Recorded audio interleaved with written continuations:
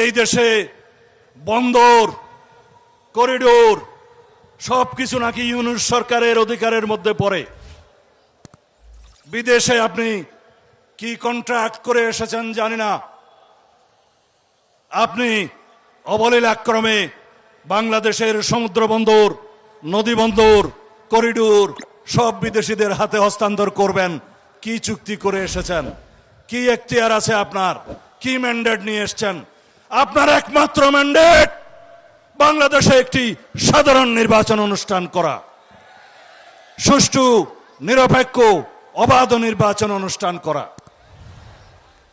আমরা বলেছিলাম যথেষ্ট হয়েছে, নির্বাচনমুখী যেই সমস্ত জরুরি সংস্কার করা দরকার সেই সমস্ত জরুরি সংস্কার আমরা পরামর্শ দিয়েছি।